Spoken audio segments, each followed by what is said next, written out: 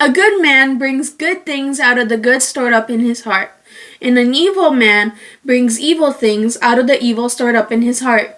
For the mouth speaks of what the heart is full of. Luke 6:45. But Catherine, this is the Book Club Wednesday for Proverbs 6, is it not? Did I click the wrong video? You did not.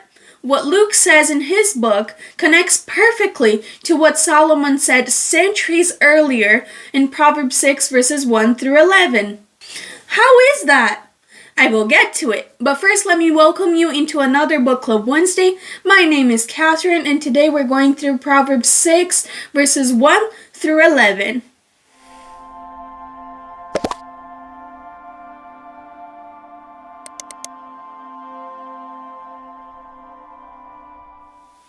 I'm so happy you chose to be here today. I promise this will be fun. Firstly, let's read off the text. My son, if you have put up security for your neighbor, if you have shaken hands in pledge for a stranger, you have been trapped by what you said and snared by the words of your mouth. So do this, my son, to free yourself, since you have fallen into your neighbor's hands. Go to the point of exhaustion and give your neighbor no rest.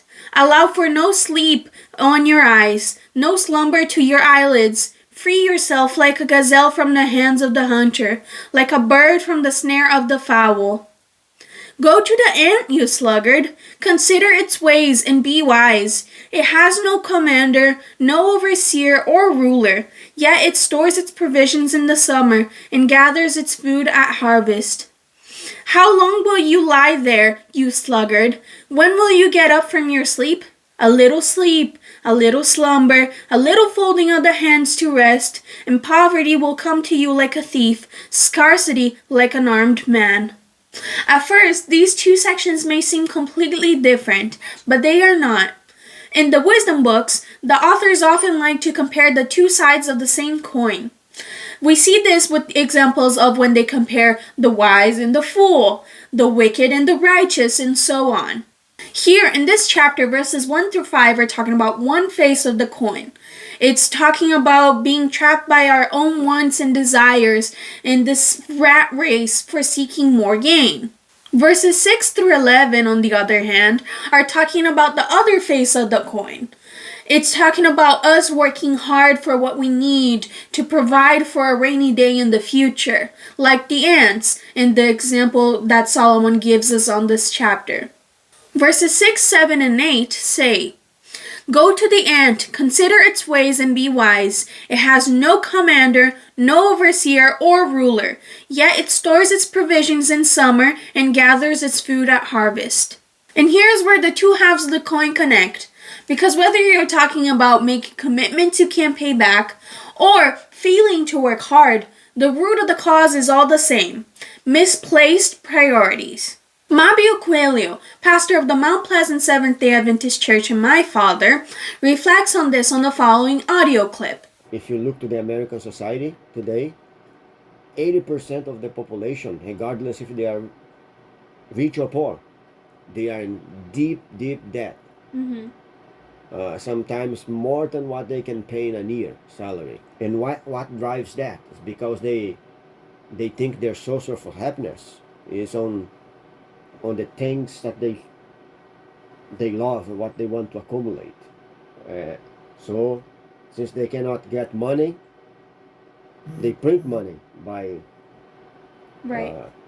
going to debt.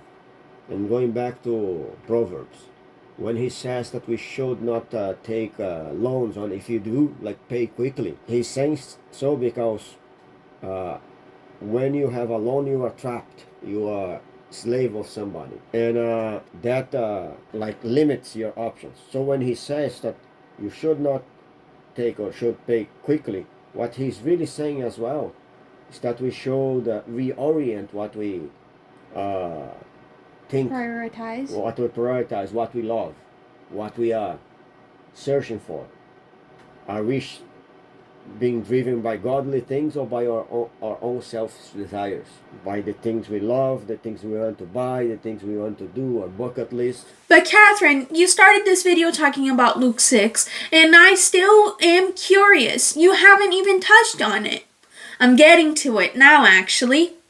Luke 6:45 says, "A good man brings good things out of the good stored up in his heart, and an evil man brings evil things out of the evil stored up in his heart.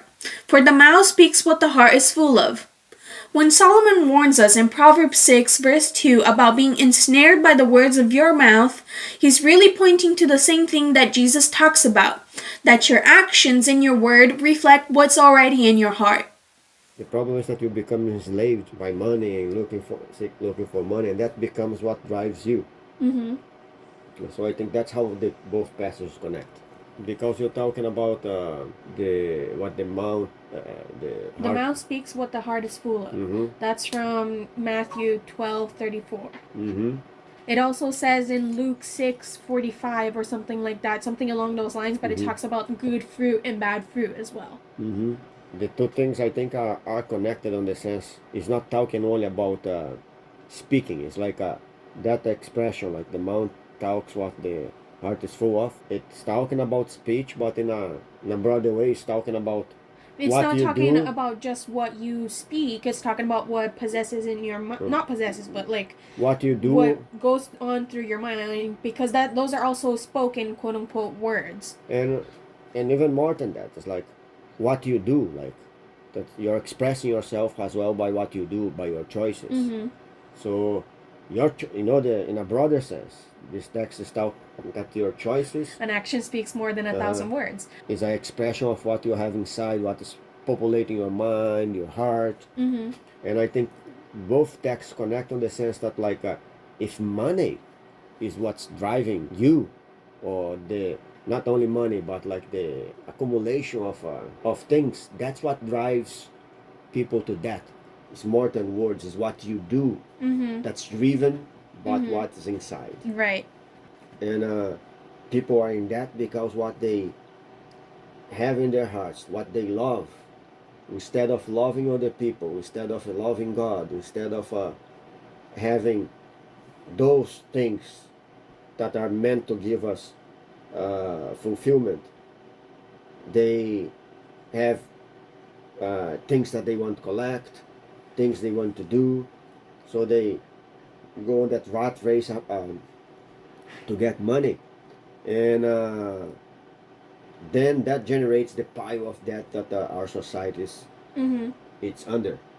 And to make matters worse, there is no accountability because everybody is learning those days that like It's normalized. We can do what we want to do. Life is ours, we decide. But God is showing us a better path. Then we go back to Proverbs, like saying that when he is advising us not to enter into that, or if we do, to get quickly. What he's really saying is that we have to change what's in our heart. What are the things we desire? What are the things we love? Because if we change what's in our heart, then we can, instead of living above our means, we can start to work proactively, like he's advising us to do on the next paragraph. In other words, he's saying that we need to save, to be prepared. So when the rainy day comes, or when we have a real need, we have the money for it, instead of being surprised. Right.